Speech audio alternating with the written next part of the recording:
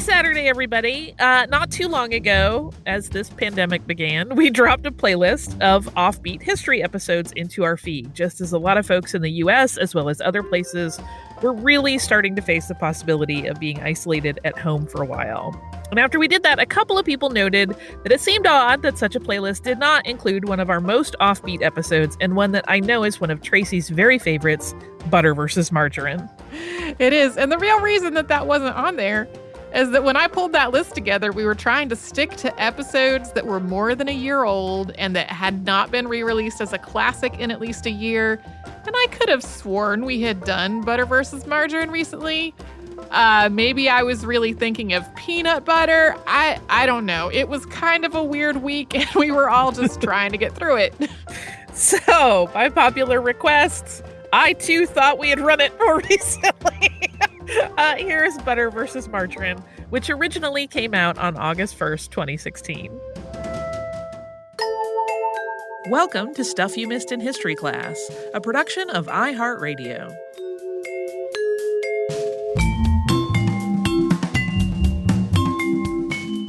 Hello and welcome to the podcast. I'm Tracy B. Wilson. And I'm Holly Fry. So this time last year, my apartment was hot.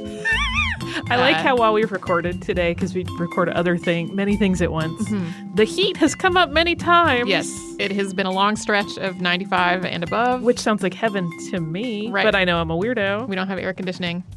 So it was hot. I was looking at a very dark and heavy short list of podcast topics to cover. When this happened last year, the result of my quest to find something that was cool and pleasant to talk about was good humor versus popsicle. The exact same thing is happening as we speak right now, and it has brought us to today's topic of butter versus margarine. So unlike the popsicle episode, which involved this handful of businesses and their ongoing legal battles about who could get to make which frozen treats, this one is about whole industries and entire governments and just a really weird preoccupation with protecting people from the nefarious horrors of margarine way before people were making it with the hydrogenated oils that led to its more unhealthy reputation in more recent years.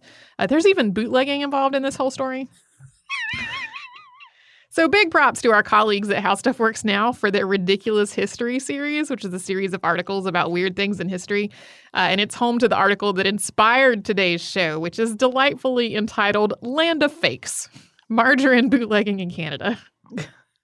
And as was the case when we talked about the history of cheese, most of the stories about where butter came from are probably apocryphal. All of the English words for butter trace back to Latin, with the Greek origins purportedly stemming from the words for ox or cow and cheese. Although there's some debate about all that, so grain of salt it. There are various tales about nomadic peoples, whether they were European or Western Asian, traveling with pack animals, possibly camels, and the milk sloshing around in skins turning into butter. Similar stories go with the cheese tale. We put milk in a skin and it came out as cheese because rennet, that's the cheese origin story. This story for butter makes logical sense because butter is made when milk or cream are agitated in some way, usually by being shaken up or churned until the fat coagulates, and then these fatty solid bits can be pressed into delicious butter, and buttermilk is what's left behind. And a number of early cultures did store liquids in skins and also simultaneously traveled with them on pack animals, so it's possible that's what happened. All the same, though, it's just about impossible now to determine the exact birthplace and time of butter. Because it all melted. Not all of it. Not all of it, because of this next bit. Funny. Or if they were traveling with me, because I ate it. Thanks to written records and archaeology, we do know that butter has existed for at least 5,000 years. And we do have some actual samples, so my smart alecky comment does not apply. We have actual samples of incredibly old butter thanks to Ireland's peat bogs. As early as 3000 BCE, people living around those bogs buried butter, often in a wooden vessel, but sometimes in a skin or a crock or some other container in the bog. We're not sure if this was a preservation technique or an offering or some completely other purpose, but thousands of years later, people are still stumbling onto these long-buried deposits of butter, and some of which are really tallow or something else that's fatty and waxy. Yeah, some of it's basically butter, though. It usually smells really rancid, so don't Fancy that. don't eat bog butter. Margarine. That's the shirt I want. Don't eat bog butter. Okay. It's kind of like don't eat the yellow snow. Don't eat the bog butter. No. Just life lessons. Yeah. So margarine, on the other hand, much easier pedigree to trace. At the 1866 World's Fair, Emperor Louis Napoleon III, who was nephew to Napoleon Bonaparte, announced that he wanted a substitute for butter that could benefit poor people and the French military. So the price of butter had almost doubled in the 2 decades leading up to this announcement. It was just way too expensive for a lot of people in France to afford, and it was way, way, way too expensive to just serve it up to France's armed forces. It cost way too much money. The French War Office offered a cash prize to the person who could solve this problem. The idea wasn't just to make something that might taste good enough to tempt people to spread it on their bread instead of butter. It needed to work as a substitute for butter in cooking, and ideally, it needed to be less perishable than butter, which turns rancid pretty quickly when it's not kept cold. And it needed to have some dietary value in the form of fat and calories. French chemist Hippolyte Mejmorier took the prize in 1869 with a spreadable emulsion of beef tallow and water, churned together with a little bit of milk for flavor. And it met all the right criteria. It was a dietary source of fat and calories. It had a sort of buttery taste, and it was cheap. It cost as little as half the price of butter. He called it oleomargarine, probably more like oleomargarine in French with my terrible French accent. This came from the Latin oleum for beef fat and the Greek margarite for pearl. There are also some sources that say that this came from margaric acid, which was at the time believed to be a fatty acid that was heavily present in milk. But all of the chemistry involving that at the time was just wrong.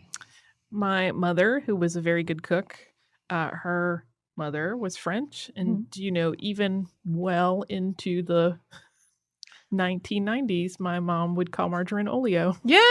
Oleo was what it was called in a lot of places. Yeah. Mejmorier patented his invention and eventually sold his patent to Dutch butter-making company Jurgens. Jurgens would eventually go on to become part of Unilever, which by total coincidence now also owns the Popsicle brand because everything is connected in some weird way. Come full circle. Mejmorier was granted a U.S. patent in 1873, which he sold to the U.S. Dairy Company. He was granted patents in a few other nations as well. All these patents make it sound like he became successful off of this invention. He really didn't make a lot of money off of it, though. Margarine didn't really take off in Europe. France, of course, is famous for its very buttery cooking, and French chefs and citizens were just not too excited about swapping butter for a spread invented by a chemist, which people thought of as artificial.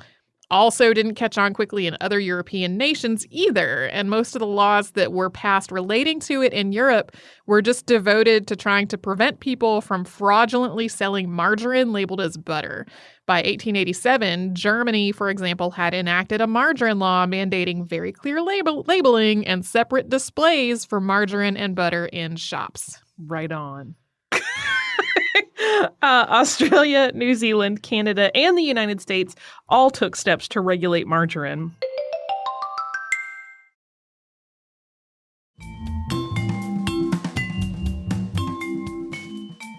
So, margarine story in Canada is pretty straightforward. Canada had a total margarine prohibition from 1886 until 1949, with one brief window from 1917 until 1922 because of dairy and butter shortages during World War I. That brief window did not reopen during World War II, though, because at that point the government dealt with these shortages through rationing rather than by temporarily allowing people to buy artificial butter. The reason for Canada's prohibition was that margarine was viewed as an injurious product that people needed to be protected from. However, for decades after margarine's invention, Newfoundland wasn't yet part of Canada. And in Newfoundland, things were quite different. The climate there didn't make cattle farming easy at all. You would basically have to keep your cows inside for much of the year. And consequently, most dairy products, including butter, had to be imported. I'm just going to make a little side note that every time we say Newfoundland on the podcast, we get a different video with a different correct pronunciation. So I'm just putting that out there if you were about to type us an email. Just save your time. Right. So Newfoundland welcomed margarine, and since it was so much easier to make margarine there than to raise cows, it developed its own margarine industry.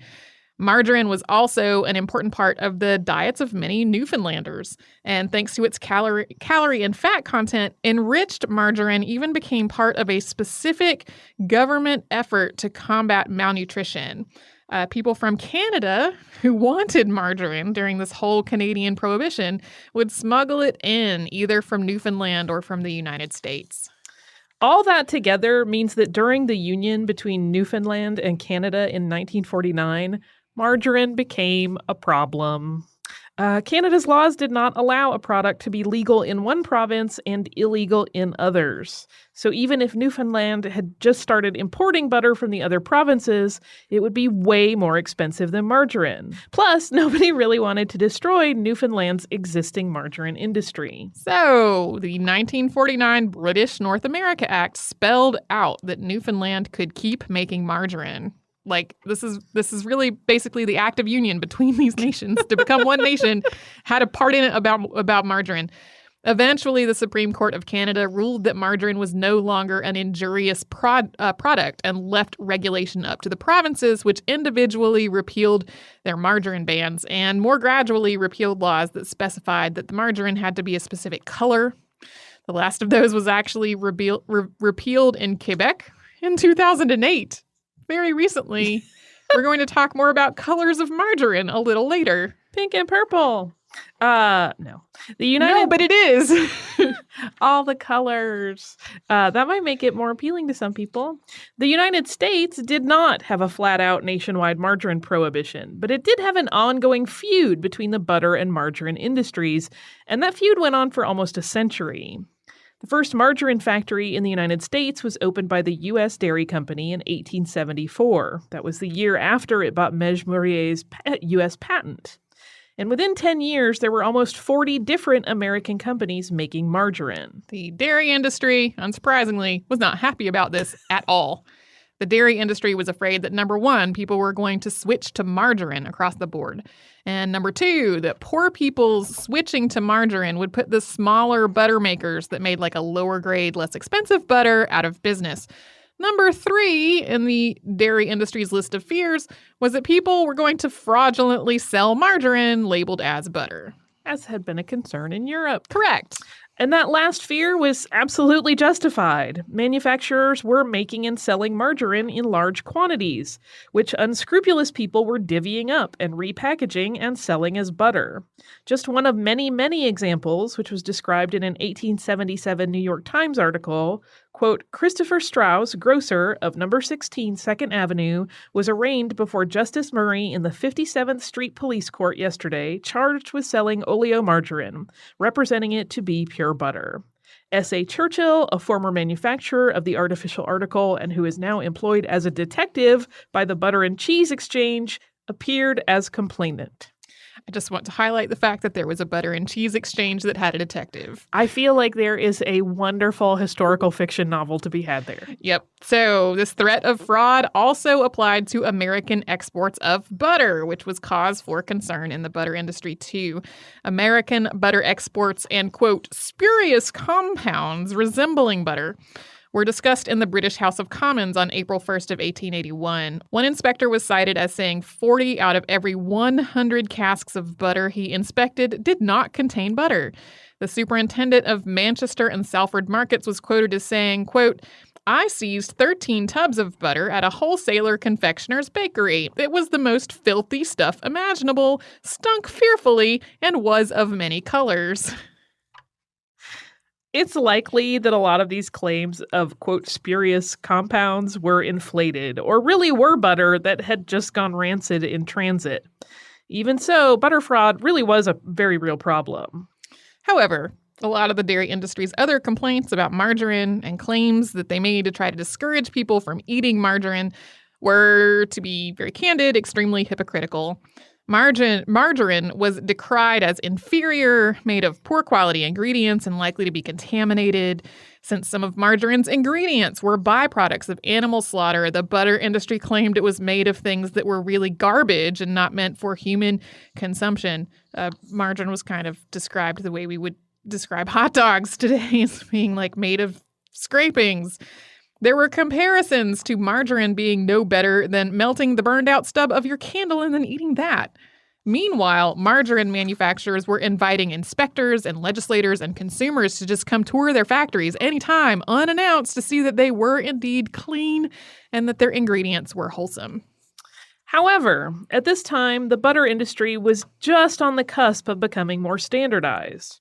For its whole history, butter had mostly come not from dedicated dairy farms, but from small farms with 1 or 2 cows whose milk was made into butter seasonally. There was really no consistency in how good this butter was or how high its quality was. It kind of depended entirely on how healthy the cow was and how well it was cared for, as well as on the skill, attention to cleanliness, and promptness of the person making it. In other words, sure, a dirty factory could crank out adulterated margarine, but a dirty farm kitchen could crank out adulterated butter just as easily. The dairy industry also put out a massive campaign portraying margarine as an inferior artificial product made in a factory. The fact that it was from a factory, man-made, and made it somehow automatically bad. And this came up again and again. In 1877, Minnesota Governor Lucius Hubbard spelled it out this way, quote, "The public has been victim of various impositions practiced in different departments of its industry.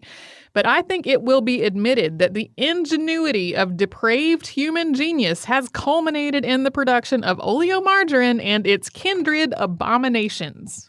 But at the same time, the centrifugal cream separator was introduced in 1878, just 4 years after the first margarine factory was open. And this was a device that could automatically remove the cream from milk, and from there, it could be made into butter. The centrifugal cream separator was really only cost-effective in an industrial setting, using large batches of milk. So just as the margarine industry was really becoming established in the United States, the dairy industry was also on this anti-factory campaign while simultaneously moving from small batch farm butter to large batch creamery butter, which was made in a factory. Factories are evil. Let's build some. And the last big hypocrisy in the dairy industry's campaign against margarine was coloring. Margarine, made from 19th century methods, was white and it looked kind of like lard. Most manufacturers colored it yellow, both to look more appetizing and to more resemble butter, since margarine was basically being touted as a butter substitute. The dairy industry, on the other hand, insisted that the margarine industry's practice of coloring the product yellow was bad, both deceptive and unwholesome. So the dairy industry lobbied for laws against yellow margarine. But there's the thing. When cows eat grass, butter that's made from the milk they produce tends to be very yellow because of all the carotene in what the cows were eating. But if the cows are fed corn or other feed that doesn't have that much carotene, the butter made from their milk is much, much paler. So the dairy industry was already coloring butter yellow when it demanded that the margarine industry stop doing that. And their argument was that the dairy industry's own use of yellow coloring was simply a minor tweak, while the margarine industry's use of the same color was an outright deception. All of these efforts on the part of the dairy industry led to a ton of laws and a just ridiculous number of Supreme Court cases, which we will talk about after another sponsor break.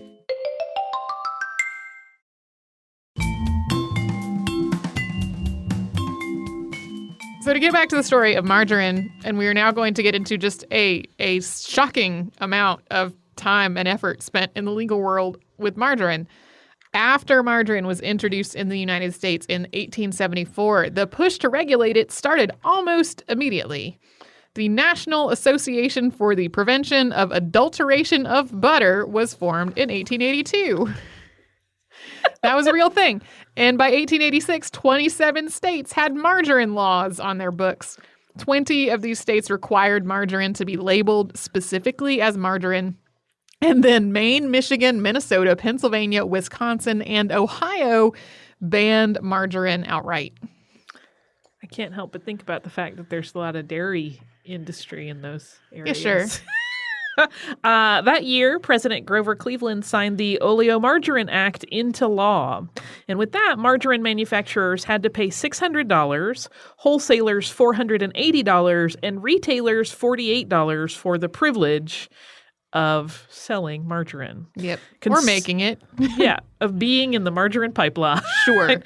Consumers had to pay a tax of 2 cents per pound on margarine that they purchased. So that's not a lot of time that elapsed between when margarine was introduced in the United States and when we had a national law with taxes.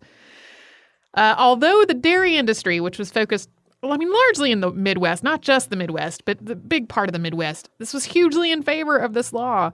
The South, home to the soy and cottonseed farms that were supplying the margarine industry with oils, were not so much in favor of the law. Also opposed to it were people who felt like this was the first step down a slippery slope of the federal government needlessly regulating private business. There were a lot of people who were terrified that the government was just going to start regulating everything. Even though the Oleomargarine Act had been touted as something that would curtail the practice of margarine fraud, that fraud actually got worse after this act went into effect. There was more deliberate mislabeling of margarine as butter in an effort to evade those taxes instead of less. Running alongside all of these taxes and prohibitions were laws about margarine's color. As we talked about before the break, at this point in history, margarine in its originally made state was like white and lardy looking. Multiple states outlawed yellow margarine specifically. In 1884, Vermont passed a law that margarine sold there had to be dyed pink. Hooray! Yep, that's for Holly. It's Holly's margarine. In 1891, New Hampshire and West Virginia followed suit. See, I just see you making all kinds of beautiful pink sauces that look sure. like princess food. Mm-hmm. I mean, that seems obvious. I wish it were butter, but that's just because I like some butterfat. The move to regulate margarine color increased dramatically over the next few decades.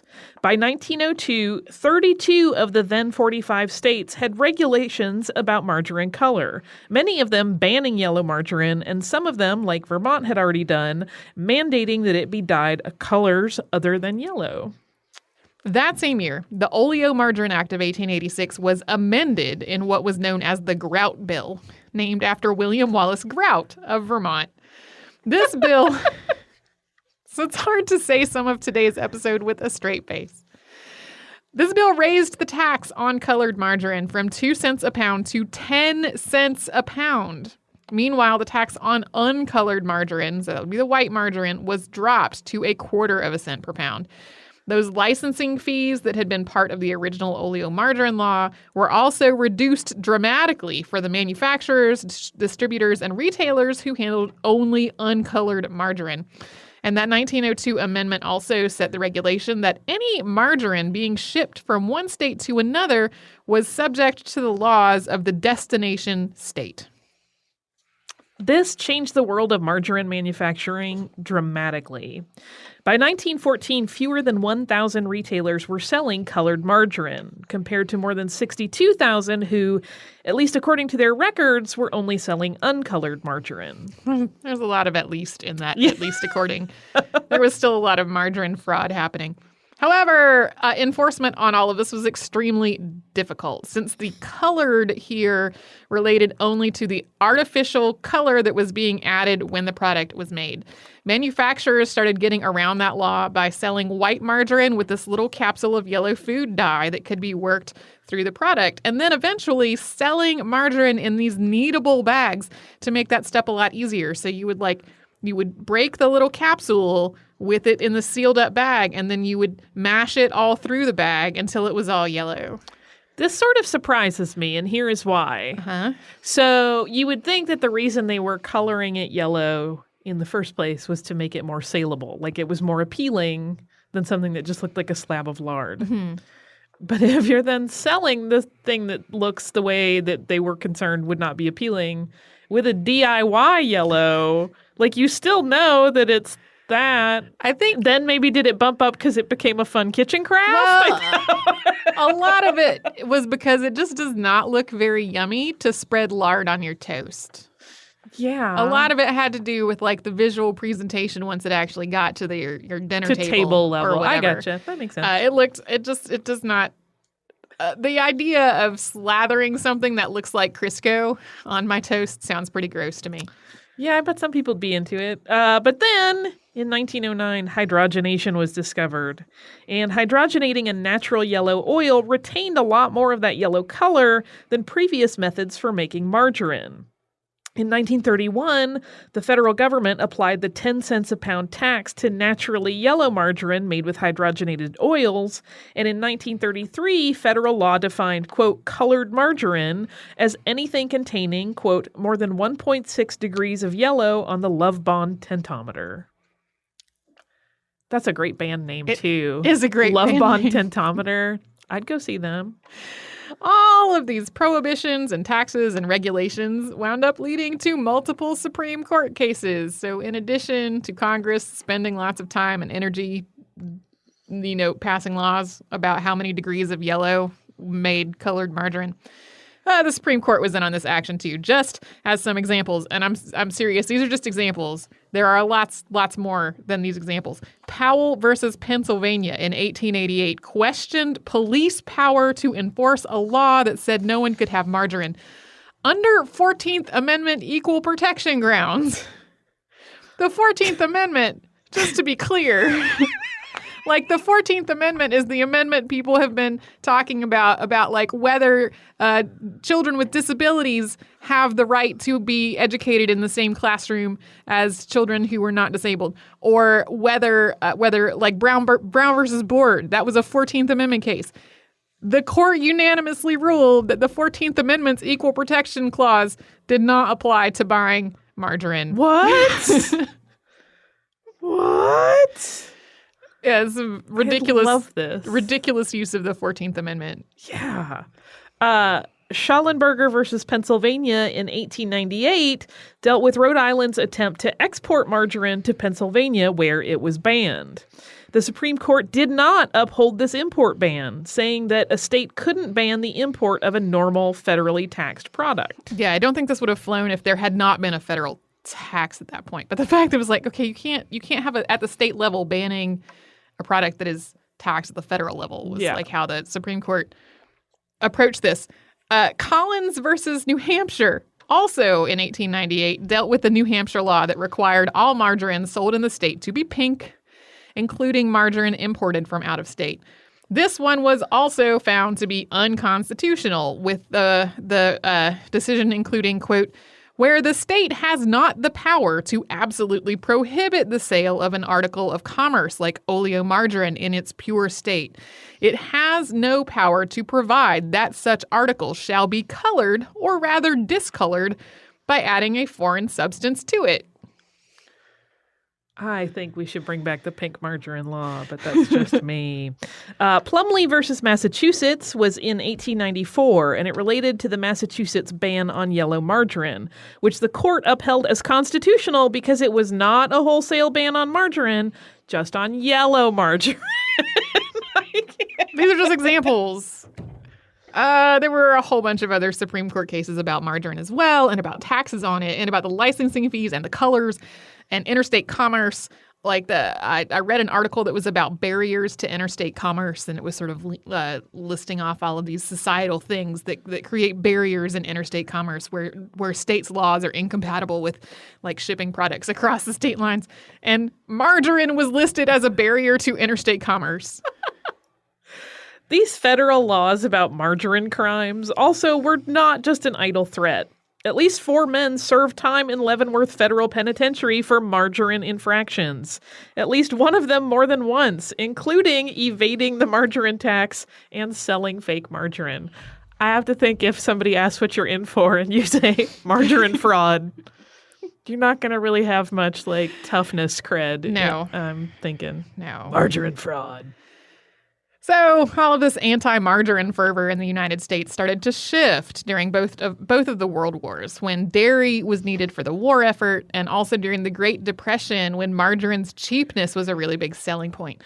During the 1920s, margarine manufacturers also stopped trying to present their product as an alternative to butter and started labeling it as basically a delicious spread and cooking ingredient that was yummy and wholesome on its own merits. Margarine gradually lost its association with being a product for poor people, and the margarine industry gradually organized itself into a more effective lobbying body, including forming the National Association of Margarine Manufacturers. Then, as the dairy industry had done back in the 1880s, the margarine industry started lobbying for the Oleomargarine Act to be overturned, and it was aided by a steep increase in the price of butter. President Harry Truman signed the Margarine Act of 1950, repealing the 1886 legislation. However, individual states still had their own rules about margarine and how it was taxed and colored. Wisconsin was the last state to overturn its laws banning yellow margarine in 1967. And it also, of all the states, had the most and the strictest margarine laws. It was illegal in Wisconsin to sell and even use colored margarine. If you wanted to go outside the state of Wisconsin and buy colored margarine and bring it back, you were supposed to get a consumer's permit to do that and record all of your purchases and pay a 6 cents a pound tax on those purchases every 6 months, or every 3 months, sorry. That was a vastly unpopular program. Nobody really wanted to do it. At its peak, only 120 annual licenses had been sold, which was in 1954. There were definitely way, way, way more people crossing the state line to buy yellow margarine in that year. People sort of tried to work their minds around the fact, or consider that probably they wouldn't get arrested because the law specified that it was illegal to use colored margarine, not to own it. So you would maybe only get arrested if the officer confiscated your lunchbox and saw margarine on your sandwich. But are you just going to... I don't know. Maybe you're going to tell the police. Leave the margarine somewhere and not consume it? Yeah, maybe you're just going to tell the police that your margarine is just for show. That you're a collector. Like my grandma's hand towels. I'm a margarine collector. This is part of my museum. I'm really head scratching on that one. Yeah. If that's like how you kind of morally walk yourself through. It's okay. Yeah. It's okay. It's like, but is it like a have your cake and eat it too, where you eat the margarine and then you don't own it even anymore? I don't understand. Even so, most of the stories about smuggling margarine are about bringing it to Wisconsin in from neighboring states as they repealed their own bans on yellow margarine. Service stations at the state line stocked up on it, and friends and neighbors formed networks where they shared the responsibility of making the trip and traveling back with a trunk full of contraband. Wisconsin continues to ban margarine in public places unless specifically asked for. An attempt to overturn that in 2011, I did not misread that, that's 2011, failed. Yeah, I tried to confirm that is definitely still the case. And if you live in Wisconsin and you know that it's not, then you can just let us know. Yeah. Because I went on a hunt for that information. Had a hard time with it. There are some really great first-person accounts of people who, remember waking up on Saturday morning and their mom and all of their mom's friends would be sitting around the table, having the conversation about whose turn it was to drive to Illinois and who paid for gas last time. And then they would come back with this trunk full of margarine and then put all the kids to work, kneading it so that the yellow would be worked through before they distributed it to all of their neighbors. It was a whole... I think you mean to all the other collectors. Yes, because they were not going to use this margarine. They were just going to own it. Of course, now, today, years later, both butter and margarine have still been on the receiving end of negative health associations in the years since the 1960s when margarine became a lot more legal. Margarine got a lot of negative publicity because of trans fats, that whole hydrogenation process that made it possible to make margarine that was already yellow not actually very good for you in a lot of ways. And then both butter has gotten a lot of bad publicity because of saturated fats. And then both of them have been decried as terrible because of the general trend toward fat-free and low-fat foods, although there is just an increasing body of evidence that this whole fat-free, low-fat food trend is not actually healthier. Oh, you need some fat. Just put butter. Your brain is made out of fat, literally, and all of your cellular membranes also made out of fat. So you need it in your diet. Yeah, and also just for happiness. That too. Makes your food taste good. Anyway, butter versus, I am still astonished that much time and effort within the Supreme Court was spent arguing about margarine. The longer we work on this podcast, the less and less I'm shocked by the By things anything. that have gotten to the Supreme Court Yeah. in arduous, angry legal battles. Right. But if you're, I guess, in the industry, there's a lot on the line. Yeah. Though to us it seems silly. Yeah. There were a lot of people who were like, you are keeping, especially people who don't have a lot of money, you're keeping them from buying this like totally wholesome food product. And the dairy industry would be like, it is made from candle wax. And really, I mean, we have to bring back pink margarine. That actually did happen. There was there was like sort of I don't remember which of the many margarine manufacturers it was, but they made like a squeezable margarine that was sort of marketed as being for kids, and it came in pink and I think green or something. It came in 2 colors. I remember that for ketchup. Yeah. But I don't remember for margarine. But now my brain is like, ooh, just get some butter and start your roux with your butter and your flour and then add beet juice and you can make a pink sauce that way. Like I'm off on making pink food in my head. I have some friends who make compounded margarine, not compounded margarine. They make compounded butter. I don't know why I just said margarine. But so they'll like work all kinds of delicious herbs, or they made a Bloody Mary compounded margarine. You lost me now. Well, I know that's not your jam, but No. it is my jam to have like Bloody Mary seasonings in the butter. It was great. You're making the worst, most disgusted face. So anyway, when they make like a martini margarine or a martini compounded butter, we can discuss. It would not surprise me. Yeah. Anyway, so I am imagining that if you wanted, there is a similar compounding method that you could use to color your butter. Yeah, for sure. Like I said, beet juice. It's probably something on Magical. Pinterest about it.